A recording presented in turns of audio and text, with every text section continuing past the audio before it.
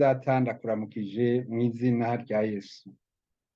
Ndahimbawe cane no kubana nawe kuri uyu munsi kuri runo rubuga rwacu kugira ngo tubane gatoya muri iyi nzira turimwo. Turi mu rugendo kuko aha turi kw'isi twese turabizi yuko turi ingenzi. Tutarinze gusubiramwo ku majambo y'urufatiro twaronse kuva kera, twese aho uri nawe mukunzi uribuka neza yuko Yesu Kristo yatwibwiriye ubwiwe ati ndi inzira n'ukuri n'ubugingo, ati ntawuja kwa Data atanciyeko. Ayo n'amajambo umwami Yesu wenyene yabwiye intumwa ziwe. Ico gihe yabibwira intumwa ziwe yariko abitubwira natwe ngo tubimenye. Yatubwiye ko hari ibibanza vyinshi kwa Se we mw'ijuru, kandi ko azogaruka kutujana kugira ngo ahaba natwe abe ariho tuzoba. Ivyo yarabivuze, ariko kandi hariho n'ayandi majambo menshi yabwiye intumwa ziwe kugira ngo zimenye neza ibihe. Intumwa ico gihe zaribajije, zaramubajije kandi kuko zari zifise ibibazo ku vyerekeye ngo uzoza ryari. Muri ico gihe yarabishuye abaha urutonde rurerure rw'ibizoba, izobanza kuba ico gihe imbere yuko agaruka. Ubu rero ivyo bihe vyo kugaruka kwa Yesu vyerekana ko ari hafi.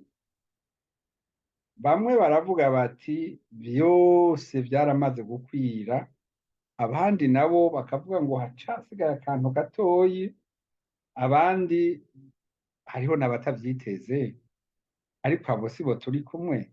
Twe turazi ko Yesu Kristo azogaruka. Mbega Yesu Kristo azogaruka gutora bande? Ko yabwiye intumwa ziwe, wewe upfana iki n'intumwa? Ubucuti dufitaniye n'intumwa n'ubu ahanini, n'ubwuko bemeye Yesu Kristo. Kuko ijambo ry'Imana ritubwira ngo kuko urukundo Imana yakunze abari mw'isi ariko rwatumye itanga umwana wayo w'ikinege ngo umwizera wese ntazapfe rubi ariko azabone ubugingo budashira. Kandi ngo abamwizeye yabahaye kuba abana b'Imana. Aya majambo maze kuvuga gushika ubu ari mu butumwa Yohana yanditse, intumwa ya Yesu yanditse, ari Yohana wa mbere 12, igice ca mbere mu murongo wa 12, igice ca gatatu umurongo wa 16 gushika kuri 18, igice ca 14 akarongo ka gatandatu. Ivyo bimenyetso biri hafi. Ivyo bimenyetso vyarashitse.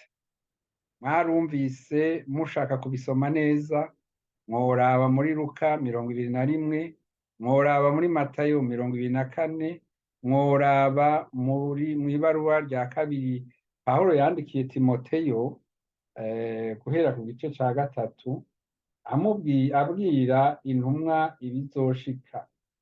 Yabwira Timoteyo ibizoshika, yamubwiye ati ariko umenye yuko mu minsi y'iherezo hazoza ibihe bigoye, kuko abantu bazoba bikunda gusa, bakunda amahera, birarira bibona, batukana, batumvira abavyeyi, intashima, abanegura ivy'Imana, badakunda n'ababo, banka kwuzura, barementanya, batigarura, inkazi, bakunda ivyiza, abaguranyi, ibirandamuke, abikakisha, bakunda ibibahimbara, bakabirutisha Imana, bafise ishusho yo kubaha Imana ariko bahakana ubushobozi bwabo. Abameze batyo wame ubatera igitugu, wame ubatera ibitugu, kuko muri bo harimwo abagabo banyengetera mu mazu, bagatwara abagore batagira imitima, baremerewe n'ivyaha, batwarwa no kwifuza k'uburyo bwinshi. Bama biga ariko ntaho bashobora gushitsa ukumenya ukuri. Nk'uko Yane na Yambure bagwanije Mose, niko n'abo bagabo bagwanya ukuri.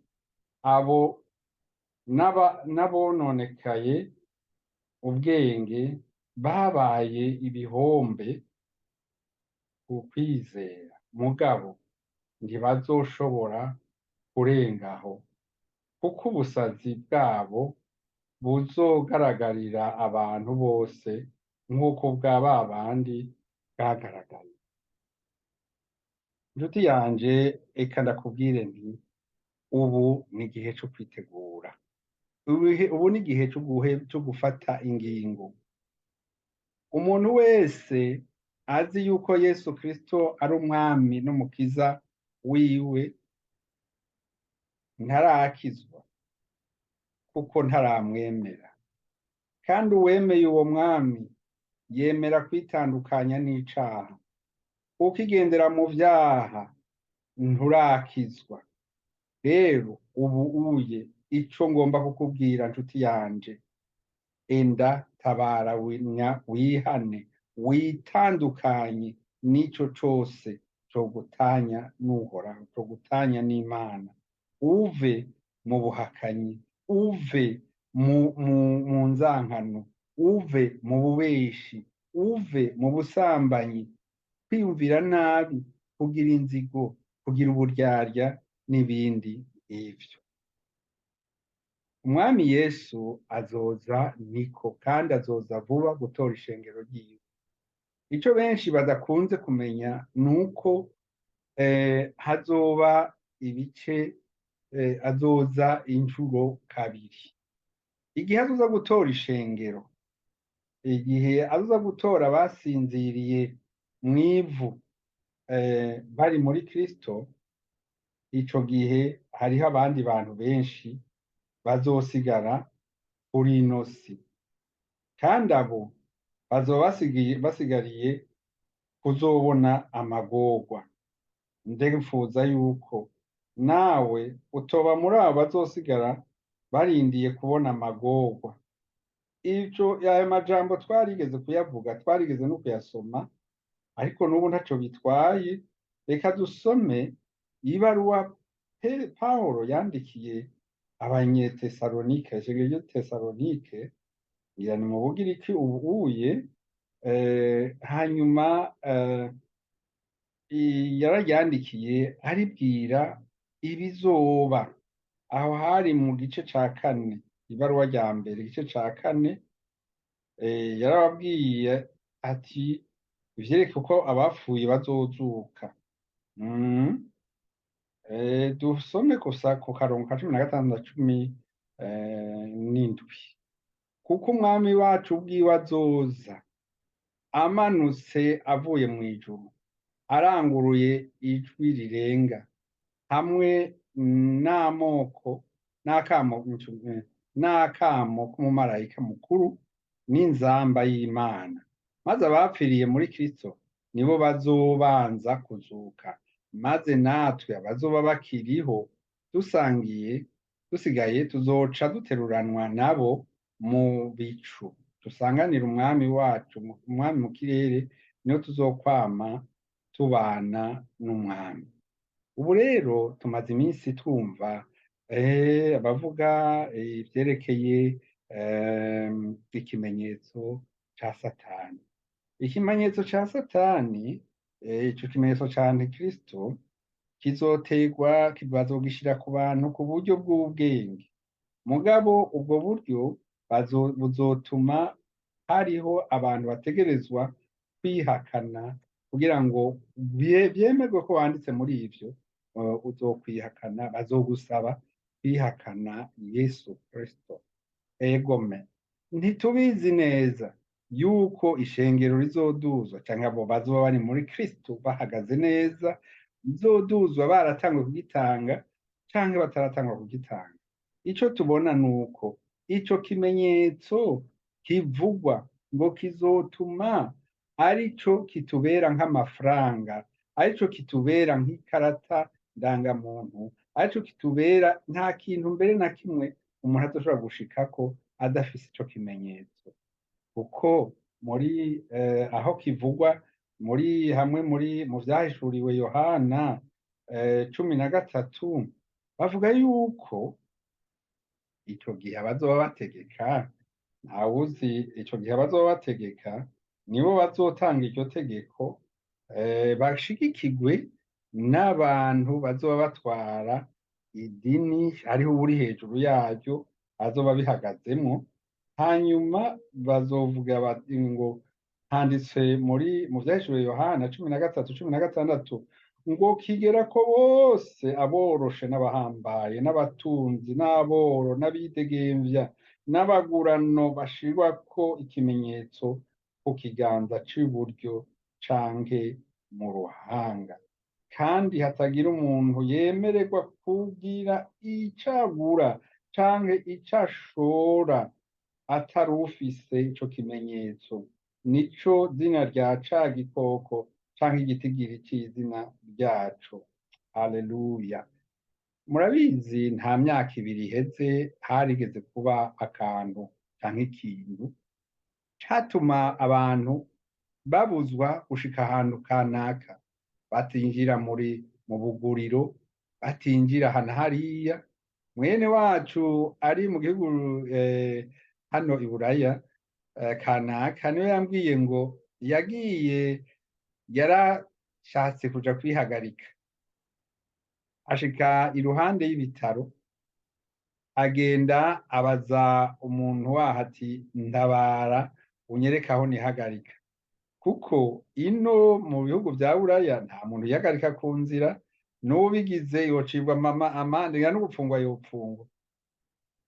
Ngo uwo musiti canke umuntu yararariye ngaho baca mubwira ngo banza unyereke ibi n'ibi, sinzi ikintu yamweretse cari categetswe. Rero